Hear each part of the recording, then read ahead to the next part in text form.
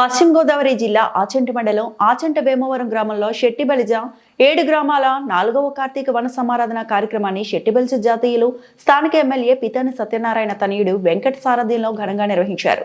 ఈ కార్యక్రమానికి ముఖ్య అతిథులుగా రాజ్యసభ సభ్యులు పిల్లి సుభాష్ చంద్రబోస్, కార్మిక శాఖ మంత్రి వాసంశెట్టి సుభాష్, మాజీ deputy speaker Reddy Subrahmanyam, Settibalija corporation chairman Kudipudi Satyababu, MLC Kavvuri Srinivas, YSRCP party senior నాయకులు గుడాల గోపి మరియు పెద్దలు పాల్గొన్నారు.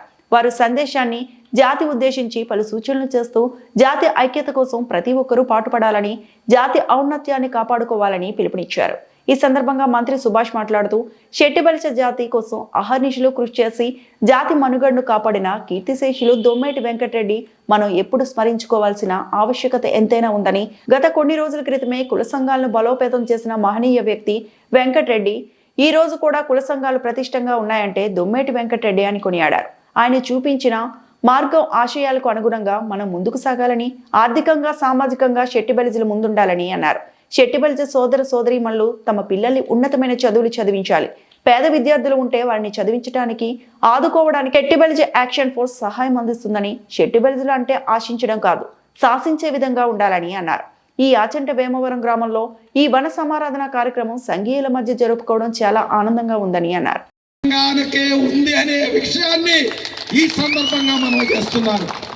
ఏది ఏమైనా ఈ ఆచంట నియోజకవర్గంలో యువకుడు, ఉత్సాహవంతుడు, మరి పితాని సత్యనారాయణ గారు వారసుడు, మరి వెంకట్ గారు మరి అధ్యక్షతన ఈ కార్యక్రమం జరపడం, మీ అందరిలో నేను కూడా పాలు పంచుకుని ఈ 4 విషయాలు చెప్పే అవకాశం కలగడం ఇది నా అదృష్టంగాను పూర్వ జన్మ సుకృతంగాను భావిస్తున్నాను. జై శెట్టిబలిజ, జై శెట్టిబలిజ, జై శెట్టిబలిజ. దొమ్మేటి వెంకటరెడ్డి గారు, దొమ్మేటి వెంకటరెడ్డి గారు, దొమ్మేటి వెంకటరెడ్డి గారు. Thank you. వచ్చేసినటువంటి శెట్టిబలిజ సంఘ పెద్దలారా, మిత్రులు, సోదరులారా, సోదరిమణులారా, అందరికీ కూడా కార్తీక మాస శుభ సందర్భంలో మరి వారికి అందరికీ కూడా శుభాకాంక్షలు తెలియజేస్తూ, సభాధ్యక్షులు మరి గౌరవ శాసనసభ్యులు శ్రీ పితాని సత్యనారాయణ గారి తనయులు, యువకుడు, ఉత్సాహవంతుడు శ్రీ వెంకట్ గారు, అదేవిధంగా వేదిక మీద ఉన్నటువంటి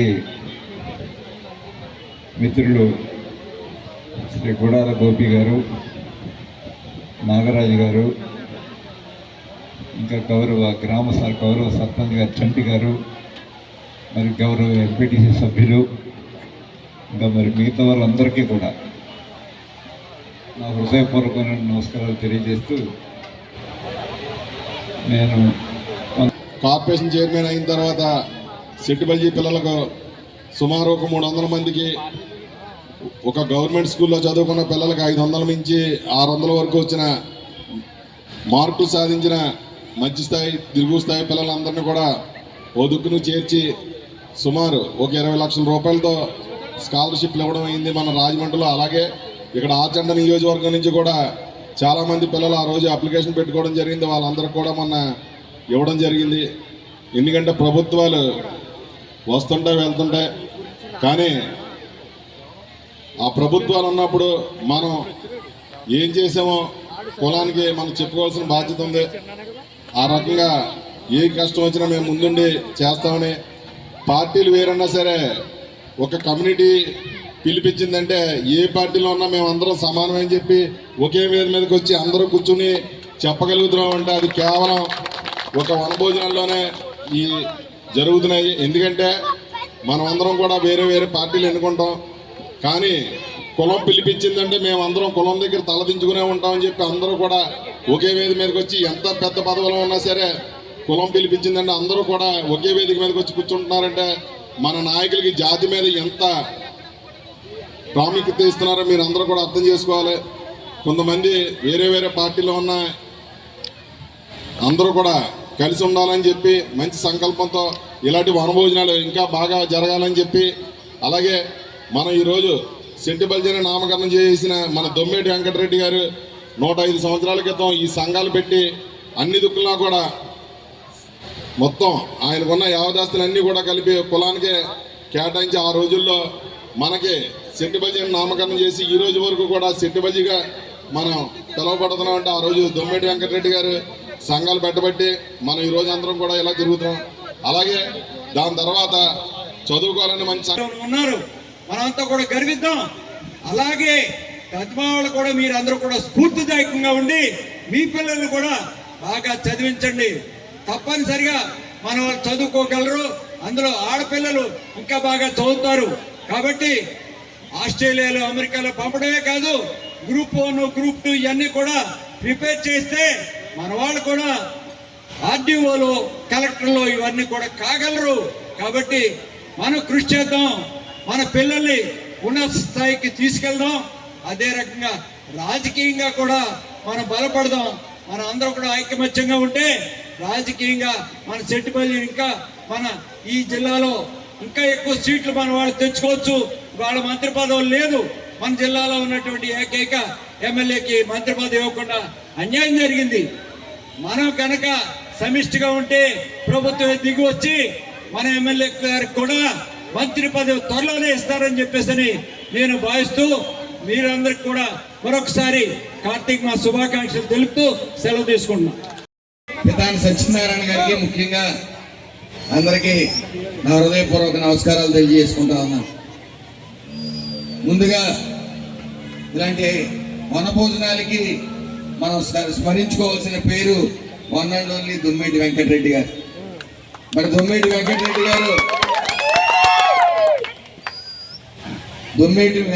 గారు ముళ్ళ కంచిలా ఉండే దారిని, అదే డొంకల్ని ఒక రకంగా మనకు రహదారులుగా మార్చి మనకు ఒక దారి చూపించాడు. ఆయన ఎన్నో ఎకరాలు దానం చేశారు. అలాగే ఆ రోజున 100 సంవత్సరాల క్రితమే కుల సంఘాలని మొట్టమొదటిగా నిర్మించింది శ్రీ దొమ్మేటి వెంకటరెడ్డి గారు.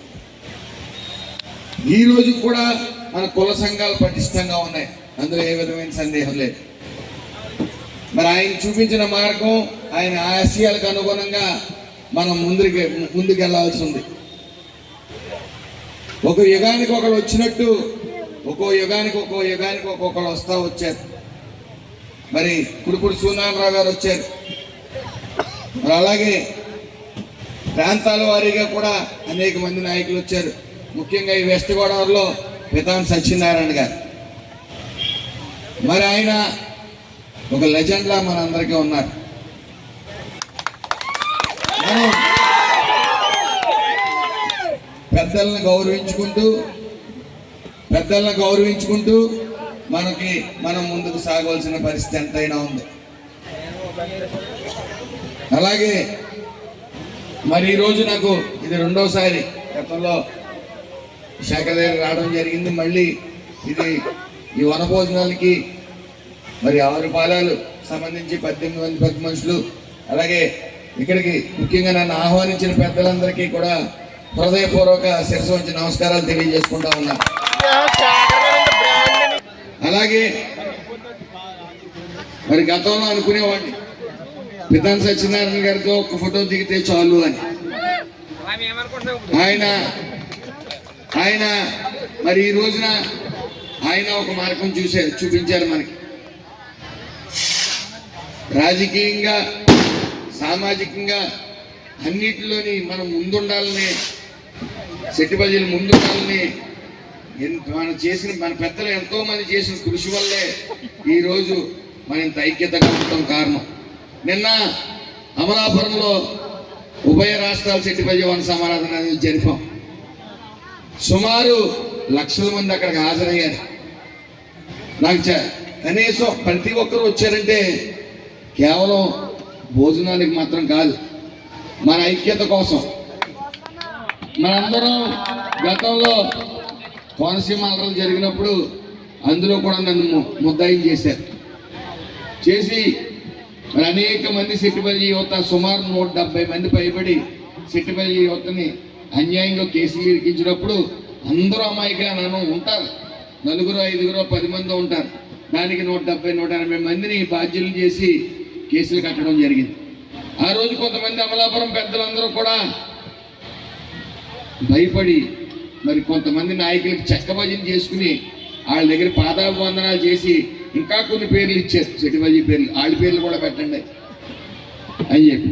ఆ రోజు మరి మేము అందరం ఊళ్ళు వదిలిపెట్టి వెళ్ళిపోయి మళ్ళీ బెయిల్ మీద బయటకు వచ్చిన తర్వాత, యాంటిసిపేటరీ బెయిల్ మీద బయటకు వచ్చిన తర్వాత ఒక రకంగా కుర్రవాళ్ళందరూ వచ్చి, సెటిబల్జీ కుర్రవాళ్ళందరూ ఎందుకు వచ్చింది కుల ఐక్యత అంటాం, 15 సంవత్సరాల నుంచి సేవా కార్యక్రమాలు అంటున్నాం, ఈ కులమో లేదు ఏమీ లేదు, మనం బయటికి వెళ్ళొద్దు, అసలు మన పని ఏదో మనం చేసుకుందాం అన్నప్పుడు లేదు, ఒక అవకాశం తీసుకుందాం.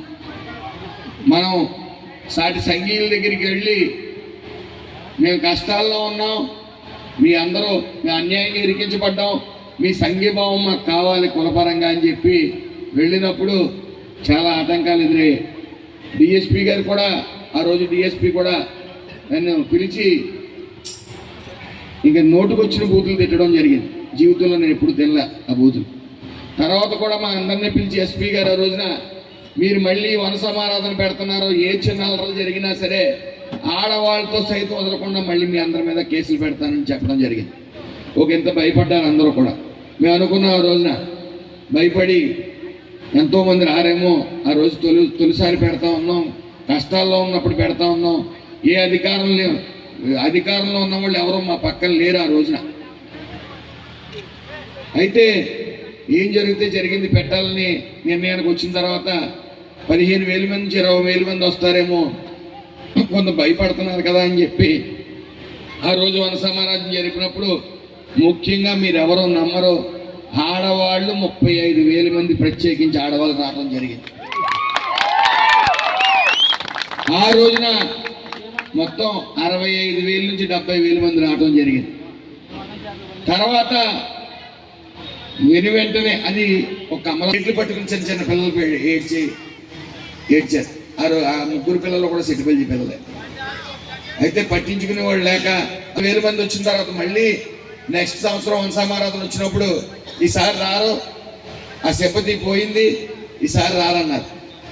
ఇంకా మా మీద కేసులు ఎత్తలేదు, మీరు రండి అని ఆహ్వానం పలికితే ఆ రోజున ఇంటెలిజెన్స్ని దాటుకుని 1,00,000 మంది దాటి రావడం జరిగింది. అక్కడ ఒకరు మాట్లాడితే శబ్దం అవుతుంది, అదే ఒక సమూహం సెట్టిబల్జీ సమూహం మాట్లాడితే గర్జన అవుతుంది, సింహ గర్జన అవుతుంది. ఆ రోజు అమలాపురంలో పెట్టిన సింహ గర్జన విజయవాడలో వినపడ్డది.